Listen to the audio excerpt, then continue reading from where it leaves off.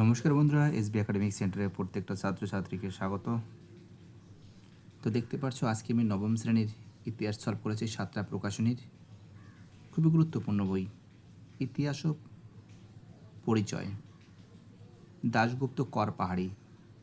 Class 9-এর এই ইতিহাস বইটা সলভ করানোর জন্য প্রচুর ছাত্রছাত্রী রিকোয়েস্ট করছে সাতটা প্রকাশনী।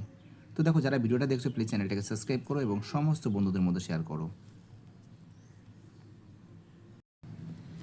দেখো, এবার আমি তোমাদের দ্বিতীয় অধ্যায় সলভ করাচ্ছি সাতটা প্রকাশনীর ইতিহাসের বই নবম শ্রেণীর বিপ্লবী আদর্শ নেপোলিয়ান সাম্রাজ্য জাতীয়তাবাদ। তো দেখো, এই অধ্যায়টা সলভের জন্য কিন্তু প্রচুর ছাত্রছাত্রীর রিকোয়েস্ট ছিল যে স্যার প্লিজ স্যার সলভ করে দিন। তাদের জন্য সলভ পেপারটা নিয়ে এসে হাজির হয়েছে। ফটাফট করে দেখে নাও ভিডিওটা। প্রথম প্রশ্ন বলেছেন,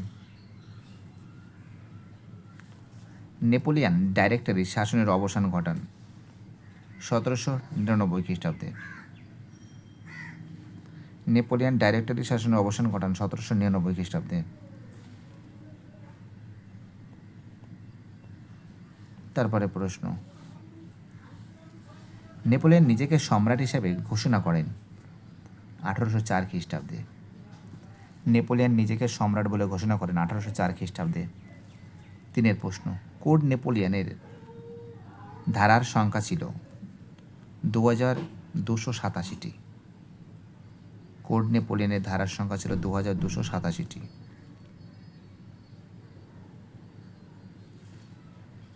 চারের প্রশ্ন, কোড নেপোলিয়ন ঘোষিত হয় কত খ্রিস্টাব্দে? কোড নেপোলিয়ন ঘোষিত হয় 1807 খ্রিস্টাব্দে। পাঁচের প্রশ্ন, রাইন কনফেডারেশন সংগঠিত হয়।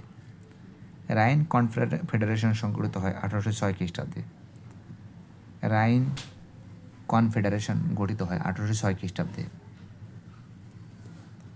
ছয়ের প্রশ্ন, টিলজিটের সন্ধি স্বাক্ষরিত হয় 1807।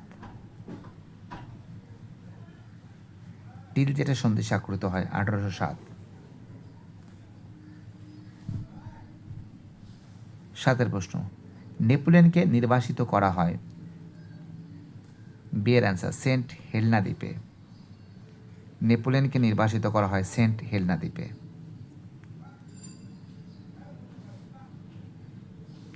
আটের প্রশ্ন, সিজালপাইন প্রজাতন্ত্র ইতালীয় প্রজাতন্ত্র হিসাবে ঘোষিত হয়। সিজালপাইন প্রজাতন্ত্র 1802।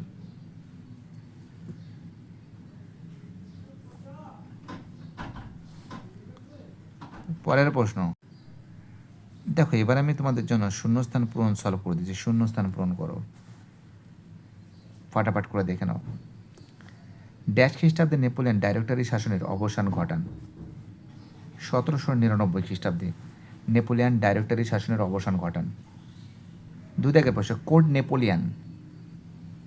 কোড নেপোলিয়ন 3টি অংশে বিভক্ত। কোড নেপোলিয়ন কটি অংশে বিভক্ত? 3টি অংশে। তিনের প্রশ্ন, ড্যাশ খ্রিস্টাব্দে নেপোলিয়ন সিজালপাইন প্রজাতন্ত্রকে ইতালীয় প্রজাতন্ত্র আখ্যা দেন। ড্যাশ খ্রিস্টাব্দে নেপোলিয়ন সিজালপাইন প্রজাতন্ত্রকে ইতালীয় প্রজাতন্ত্র আখ্যা দেন 1802।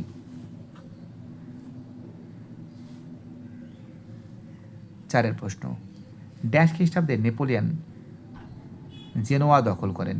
জেনোয়া দখল করেন 1805 খ্রিস্টাব্দে।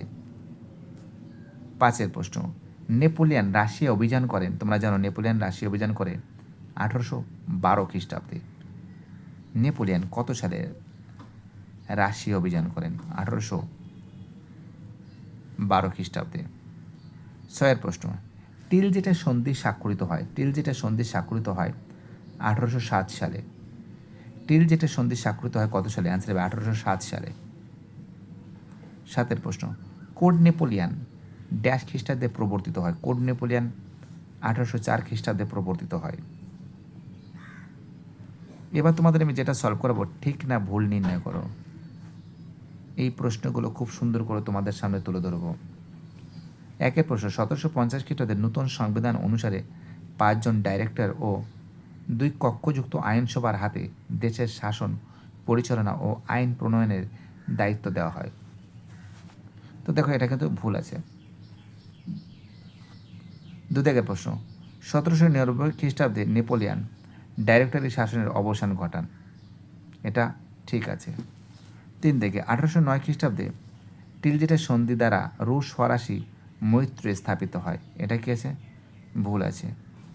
4 প্রশ্ন, 1820 খ্রিস্টাব্দে নেপোলিয়ান গ্র্যান্ড আর্মি নিয়ে মস্কো অভিযান করেন, এটা ভুল আছে। 5 প্রশ্ন, নেপোলিয়ানকে বিপ্লবের সন্ত্রাস ও ধ্বংসকারী বলা হয়, এটা ঠিক আছে। দেখো যেটা ঠিক আছে সেটা আমি রাইট মেরেছি, যেটা ভুল আছে সেটা আমি কেটে দিয়েছি। চলো স্তম্ভ মেলাতে হবে। ট্রাফালগারের যুদ্ধ, অ্যান্সার হবে 1805। পবিত্র রোমান সাম্রাজ্যের অবসান, অ্যান্সার হবে 1806। ফন্টেনব্লু 1814। পেনিনসুলার যুদ্ধ 1807, অর্থাৎ 1805, 1806, 1814, 1807, অর্থাৎ 2, 1, 3, 4। দেখো স্তম্ভ 1 হয়েছে, এবার আমি স্তম্ভ 2 মেলাবো। রুশ যুদ্ধনীতি, তোমরা জানো পোড়ামাটি নীতি। ফরাসি বাহিনী, গ্র্যান্ড আর্মি। জাতিসংঘের যুদ্ধ, লিপজিগের যুদ্ধ। প্রাশিয়াভুক্ত Poland, grand duchy of Warsaw. রুশ যুদ্ধনীতি, পোড়ামাটি নীতি। ফরাসি বাহিনী, গ্র্যান্ড আর্মি। জাতিসংঘের যুদ্ধ, লিপজিগের যুদ্ধ। প্রাশিয়াভুক্ত Poland, grand duchy of Warsaw. দেখো এইবার আমি তোমাদের যে ব্যাখ্যা বিবৃতি যেটা আছে সেটা সলভ করাবো। দেখো এখানে যেটা বলেছে, দেখো কোড নেপোলিয়ন ত্রুটিমুক্ত ছিল না, ব্যাখ্যা 2 হবে। আইন সংহিতাকে বাইবেলের সঙ্গে তুলনা করা হয়েছিল, আইন সংহিতাকে বাইবেলের সঙ্গে তুলনা করা হয়েছিল। 2 দাগের প্রশ্ন, নেপোলিয়ন বার্লিন ডিক্রি বা হুকুমনামা জারি করেন, ব্যাখ্যা 1, মহাদেশীয় অবরোধ নীতি কার্যকর করে তিনি ইংল্যান্ডকে দুর্বল করতে চেয়েছিলেন।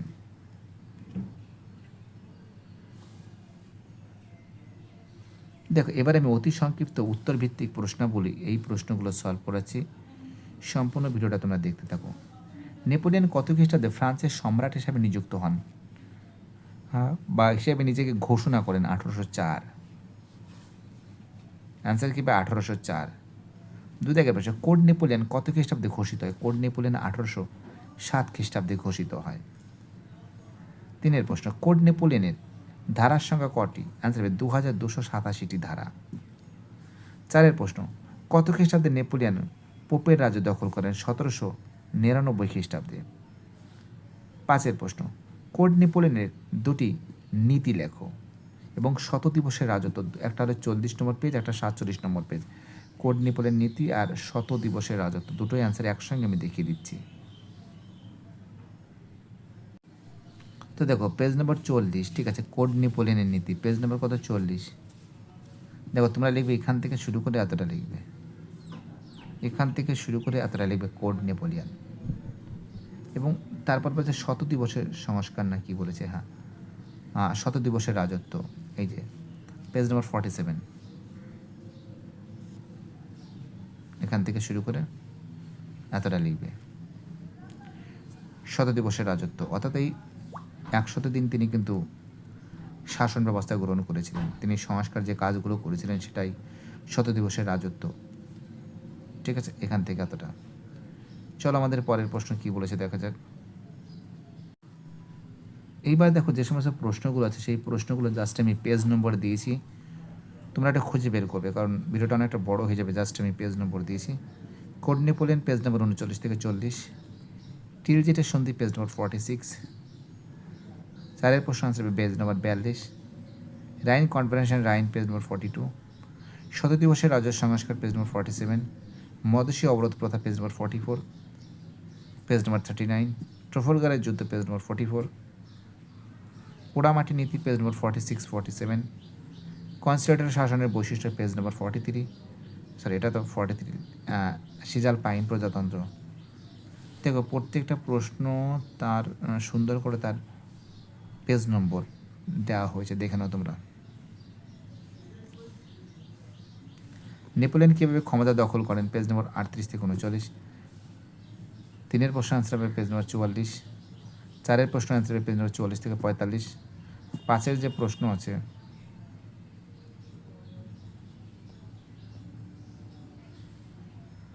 ছয়ের প্রশ্ন আনসার হবে পেজ নম্বর 41 থেকে 42, 7-এর প্রশ্নের পেজ নম্বর আনসার হবে পেজ নম্বর 45, 8-এর প্রশ্ন আনসার হবে 43, পেজ নম্বর 40 থেকে 44।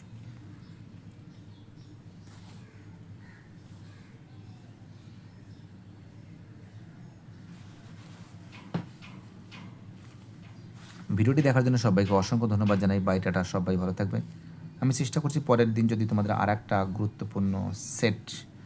গুরুত্বপূর্ণ অধ্যায় নিয়ে আলোচনা করতে পারি, অবশ্যই 100% আমাদের এসবি একাডেমিক সেন্টার থেকে অবশ্যই চেষ্টা থাকবে। বাই, টাটা, সবাই ভালো থাকবে। আর চ্যানেলটার সঙ্গে যুক্ত থাকবে, আর চ্যানেলটাকে সাবস্ক্রাইব করে সমস্ত বন্ধুদের মধ্যে শেয়ার করবে।